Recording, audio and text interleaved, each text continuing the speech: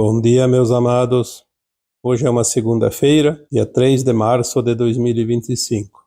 Como é normal ultimamente, nas segundas-feiras eu procuro responder algumas perguntas que me são feitas no canal do YouTube e que demanda uma resposta um pouco mais abrangente. Hoje eu trago aqui a pergunta de Deise Maria Marinho. Na verdade, é uma série de perguntas. Ela colocou aqui da seguinte forma: quem determinou a mim a vir aqui como fractal? Este processo não tem fim? E como são escolhidos os fractais? Eles vêm através de mundos primitivos, inferiores? Porque existe a necessidade de criar mundos novos? Nunca é suficiente? E como funciona o jogo para outros planetas?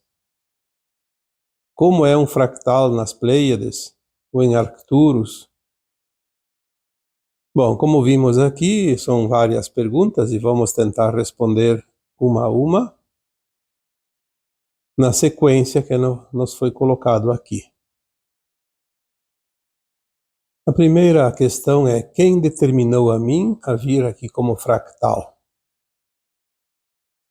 Na verdade, a maioria das perguntas que me são feitas, em algum momento anterior já foram respondidas. Mas é óbvio que muitos não viram ou esqueceram. E nós já dissemos aqui tantas vezes que não há uma determinação, não há uma regra, não há uma lei que diga o que uma alma precisa fazer. Quando nós somos criados,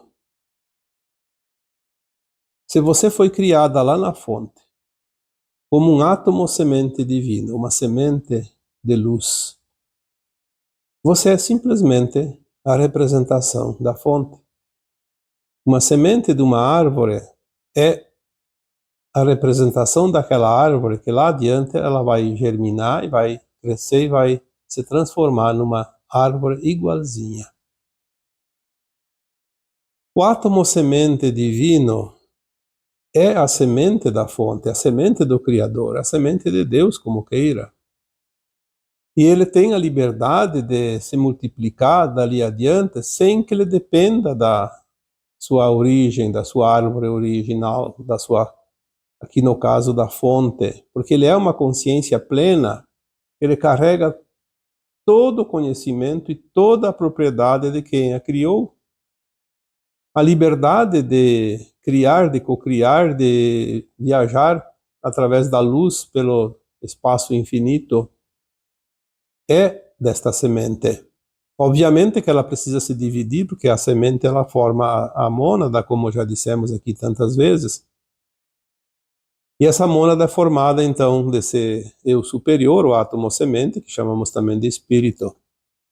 Se divide em 12 vezes 12, 144 super-almas, e depois em almas infinitas, não sei quantas, não há um número ainda definido. E essas almas se dividem em fractais para criar em mundos inferiores, porque é preciso fracionar essa consciência, porque a alma é uma consciência. Não teria justificativo uma alma que tem um conhecimento muito grande criar em mundos inferiores. É preciso que haja uma paridade, uma certa afinidade com aqueles mundos. Então, a alma determina um fractal, um pedacinho dela mesma, um pedaço da sua consciência para experienciar em mundos inferiores. Então, na verdade, se você pertence a uma alma, você pertence a essa consciência mais elevada e você mesmo decide experienciar. Você se candidata, tem que ter a permissão, porque há leis, sim, que regem os mundos, não que impõem, mas que orienta, que organiza de uma forma harmoniosa. Então você, como alma, não vamos aqui falar de super-almas, vamos falar aqui de uma versão nossa um pouquinho acima do fractal, uma alma. Essa alma, por si só, ela já tem muitas frações dela, e uma partezinha desta alma, que é o fractal, vem então por livre, espontânea vontade experienciar, porque isso conta conhecimento para a alma. Obviamente que esse conhecimento, essa experiência é passada para versões ainda mais elevadas, no caso as superalmas, e vai chegar lá na fonte, onde todos se abastecem das informações, inclusive as outras mônadas, que nunca estiveram em nenhum fractal aqui neste planeta, por exemplo, vão saber o que é viver, como é criar aqui. Então, quem determinou a mim a vir aqui como um fractal, na verdade foi eu mesmo. No caso, você fez essa pergunta, então eu diria para você, Daisy, você escolheu vir de livre, espontânea vontade e te foi permitida essa possibilidade, que é, de fato, um presente que te deram de poder estar aqui. Eu gosto aqui de frisar mais uma vez que em futuro, quando a nossa consciência estiver mais alargada e for integrada numa versão mais elevada, nós vamos saber, de fato, a importância de ter vindo aqui. Agora ainda não adianta discutir, porque tem gente que diz que não pediu para nascer, que foi obrigado a vir, que os arcontes obrigaram a isso e aquilo, isso tudo é uma bobagem. As pessoas não têm a mínima noção da verdade, não têm o mínimo conhecimento do que é de fato, e justificam a sua falta de vontade, a sua preguiça ou o seu fracasso, querendo jogar a culpa em alguém. Isso não vai resolver o problema. A única coisa que pode acarretar é não fazer a ascensão agora por desleixo, por falta de vontade, e ir para mundos ainda de provas e expiações, mais tantos milênios quantos forem necessários a fim de evoluir e atingir a frequência da ascensão. Então ela diz aqui também na sequência, esse processo não tem fim? Sim. Fim tem, e também pode dizer que não tem fim, porque tudo é uma espiral. A superalma, uma vez criada como um átomo semente divino, ela nunca mais vai deixar de existir. E ela sempre estará fragmentada em versões mais pequenas, menores, para experienciar mundos, porque a criação jamais cessa. Mas o teu fractal, uma vez que ele se desmembrou de uma alma e veio aqui para fazer a experiência, completou a experiência, volta para ser integrado àquela alma, se transforma numa alma de novo. E a alma, ela tem um mundo totalmente diferente, não de provas e expiações, não de dor e sofrimento. É óbvio que a alma pode estar como agora nós aqui, como fractais no mundo de provas e expiações, vamos para o mundo de regeneração. É uma outra plataforma, um outro degrau da escada antes de chegar lá adiante naquilo que se denomina de mundos felizes, mundos angelicais. Então ainda haverá trabalho, sim, mas é um trabalho gratificante, gostoso, sem a obrigatoriedade das coisas, sem as provas, sem as expiações, sem a dor, sem o sofrimento. É muito importante que se entenda isso. Não há um fim, como muitos acreditam, como se fosse uma viagem, sai de um lugar, chega no outro ponto e lá para. Não. Nós sempre estaremos em movimento. A espiral, que a gente chama do movimento em espiral dos universos, porque o cosmo é a soma dos universos e multiversos, a espiral, ela está sempre em constante movimento e não termina, é nunca. Como poderia terminar? Chega num ponto, não tem mais o que fazer. E a alma vai suportar isso? O ócio eterno? O que faz uma água ficar pura é o seu movimento. O que faz o ar ficar puro é o seu movimento. O que purifica a terra são os movimentos telúricos. O movimento é o segredo da saúde, de tudo que há no cosmos. E continuando aqui a questão da Daisy, e como são escolhidos os fractais?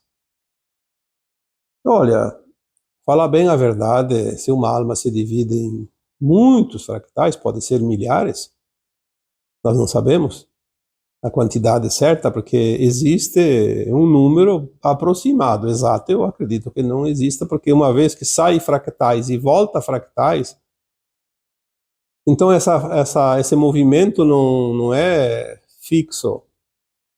A alma pode produzir, vamos dar um exemplo aqui, 10.000 fractais. Enquanto tem 10.000 fractais espalhados pelo universo infinito, voltam eventualmente alguns a todo tempo e novamente outros partem desta alma. Então, como explicar isso?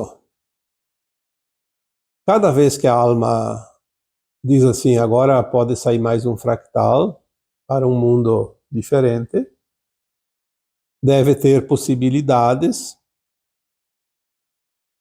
e essas possibilidades, então, o fractal escolhe, eu quero ir para este mundo. A alma diz, vamos ver as possibilidades, e aqui tem as opções. Em comum acordo, os fractais que estão formando esta alma, porque é tudo uma coisa só, nada é separado. Então se decide. Quem vai lá? Alguém diz, eu vou, eu quero ir lá. Porque, na verdade, nós não temos como compreender ainda perfeitamente os mundos acima que não são possíveis pela nossa consciência limitada. Quantas vezes eu disse aqui que nós não temos como imaginar um mundo de quinta dimensão com a consciência de terceira dimensão. Um pouquinho deste mundo nós temos noção quando a alma desencarna e vai para a quarta dimensão, no além-túmulo. Lá ela vai, de fato, lembrar das vidas passadas e conhecer um pouco do futuro, porque ela tem uma consciência mais elevada. Imagina a quinta dimensão. A quinta dimensão. E a quinta dimensão ainda é a quinta. Tem a sexta, sétima, oitava e nona dentro do mundo da matéria. E depois, fora da matéria, tem dimensões que eu não sei aonde vai parar.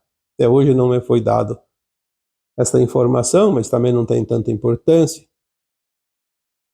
Então, quando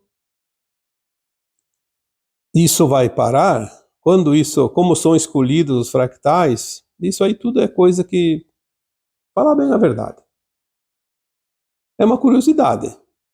Mas nós temos que fazer o que precisa ser feito agora, que é o processo da ascensão. Sem a ascensão não vamos saber nunca neste planeta Terra, porque a Terra aqui encerra um mundo de provas e expiações. Teremos que ir para outros mundos para fazer todo o processo e depois ascensionar e saber disso. O que se sabe aqui, aquilo que eu estou passando, são informações que vêm de consciências mais elevadas. Porque a consciência como humano na Terra, na terceira dimensão, ainda é limitada e é quase impossível acessar essas informações. Por que essas informações chegam agora através de canalizações? Porque a nossa consciência está se abrindo, está se alargando, está começando a compreender, porque sem compreender não vem informação. E se vier, não é absorvida, passa batido. Ainda a Daisy pergunta se é preciso passar pelos mundos primitivos, inferiores, como o mundo vegetal, animal, mineral. Algumas almas, elas enviam sua poeira cósmica. Aquilo que eu posso entender daquilo que me foi passado até aqui, é que o fractal ele não passa pelos mundos inferiores. Mas quando a alma fica naquela coisa de dividir fractais, sobra um pouquinho de poeira chamado Stardust, poeira cósmica. Eu dei um exemplo um dia, é como aquele carpinteiro que corta a madeira para fazer qualquer coisa, como caixas, por exemplo. Quando ele serra a tábua, sobra a serragem. A serragem não serve para a construção que ele está fazendo. Mas como o universo aproveita tudo, essa poeira, essas migalhazinhas que não conseguem ter uma consciência ainda humana de terceira dimensão, como essa que nós conhecemos, que um fractal veio para cá assumir. Então ele começa em reinos inferiores, como mineral, vegetal, animal, para depois ter um tamanho agregado de consciência suficiente para receber um fractal de alma, ou se transformar num fractal de alma. É como se fosse juntando a serragem e compactando e fazendo com o tempo mais um pedacinho de tábua. É mais ou menos isso para que você possa compreender, porque não é fácil compreender aquilo que nós não temos muita noção, ou que nunca foi nos dito, ensinado, e a nossa consciência não estava pronta para isso. Na seguinte pergunta, a Daisy questiona: por que existe a necessidade de criar mundos novos? Como nós dissemos, o movimento é espiral. Um exemplo para entender. Quando você olha o desenho e o movimento de um furacão, pega uma imagem na internet de um furacão em movimento. Tem o olho, tem a parede do olho e tem a espiral ao seu redor. E ele gira em espiral. Tudo que está ao redor, ele vai puxando para dentro. A espiral puxa para o seu centro, para o seu olho. As galáxias, os universos e os multiversos são da mesma forma, desenhos como um furacão, exatamente. Elas giram em espiral, o seu movimento, tem o seu centro, o seu olho, que chamamos de buraco negro, que também é o Sol central. Tudo que está fora vai puxando para dentro, na espiral. Um dia, todos os planetas, todas as estrelas vão se aproximando até cair neste buraco negro e são consumidos, tamanha é a força, a potência energética que tem ali, se transforma em poeira. Obviamente, se é uma espiral, entra no buraco, sai em algum lugar como poeira. Essa poeira gira ao redor pela força centrípeta e fica próxima desta espiral, gira junto na sua periferia e com a luz, alguns gases e essa poeira vai formando núcleos mais duros com o tempo e depois vai agregando mais e mais essa poeira até formar um novo planeta. Então, mais ou menos para que você possa entender, seria isso. É claro que existem explicações mais científicas que têm outras formas de entendimento, mas assim, a grosso modo, é assim que funciona. Então, estrelas e planetas vão sumindo no seu buraco negro da galáxia e fora dele vai se criando outros novos. A Terra foi criada assim, no braço de Órion, na periferia da galáxia, vinda de poeiras e luz, se transformou num núcleo, com o tempo se adensou, ficou duro, que é o seu campo magnético, eletromagnético, e depois vai agregando até formar um planeta, como formou a Terra. Vamos falar daquilo que nós conhecemos, o nosso planeta. Foi falado aqui antes também que a Terra, segundo a ciência, tem 4 bilhões e meio de anos, mas algumas orientações vindas de consciências elevadas dizem que ela tem 3 vezes mais que isso. Então, lá 13, 14, 15 bilhões de anos. Não importa, isso também não faz diferença nenhuma. O que importa é que a Terra também, girando ao redor da galáxia, vai sempre em direção ao seu centro. E agora nós chegamos em 2012 a adentrar 1/8 nesta espiral. Por isso que a Terra vai fazer a transição para um mundo de regeneração, não mais de provas e expiações. Porque ela vai ter mais luz. Porque o centro da Terra é um Sol central. Então agora nós temos mais luz. Essa luz é que faz toda a mudança, a transformação de tudo que há no nosso planeta.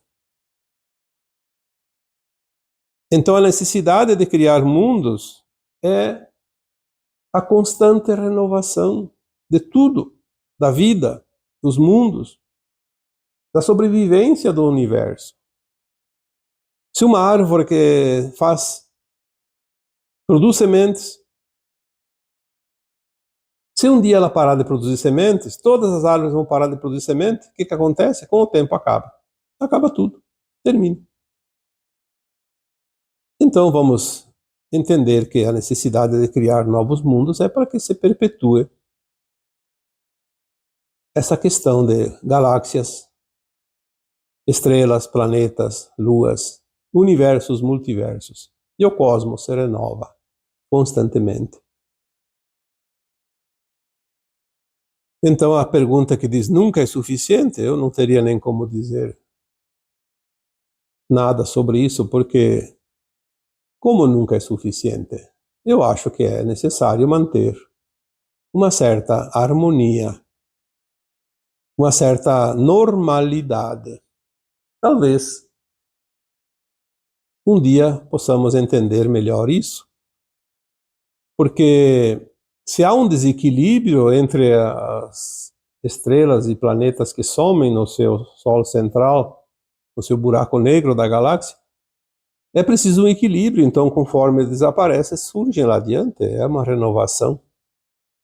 Assim como as árvores. Produzem sementes, nascem novas árvores e aquela velha com o tempo morre. Então está sempre renovada. A floresta está sempre ativa, sempre renovada. O mundo vegetal está sempre novo. E mais a pergunta seguinte, e como funciona o jogo para outros planetas? Bom, eu diria que tudo é a mesma lógica. Aquilo que acontece com a Terra acontece com outros, porque eles fazem parte do mesmo conjunto.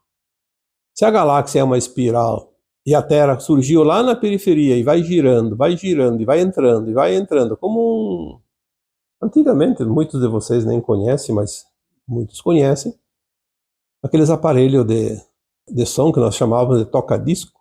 Antigamente tinha os discos de vinil, vamos supor com 8 faixas. Daí agora acabou a música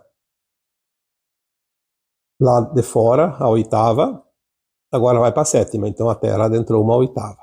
Até que chega lá no final, termina todas as 8 músicas, né?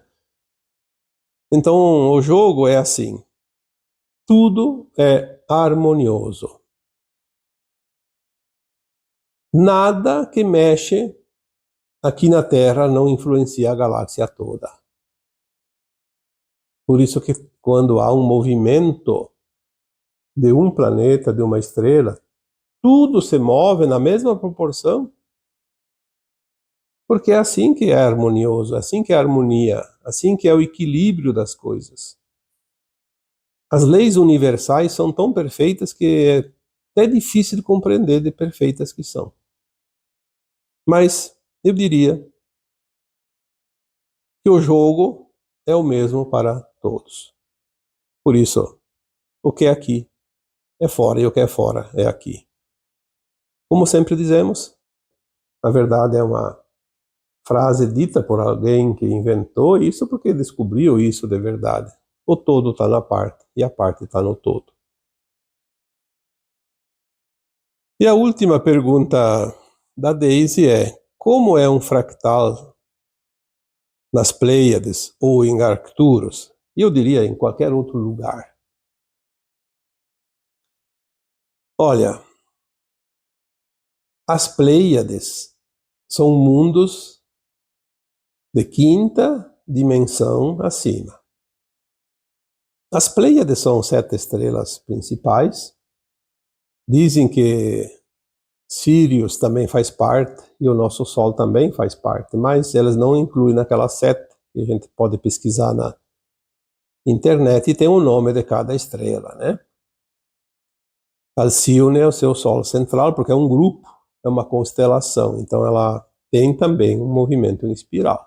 Dentro da própria galáxia, é uma mini espiral. Mas se é mundos de quinta dimensão acima, eu acredito, pelo que eu entendo, que não há fractais em mundos de quinta dimensão acima. Ali já são almas.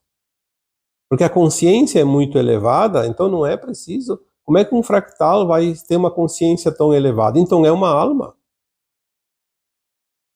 Quando a Terra passar agora para a quinta dimensão, nós não seremos mais fractais, nós seremos uma alma, porque nós seremos integrados a uma alma. Essa consciência que hoje é um fractal, é um pedaço, ela é integrada a uma alma.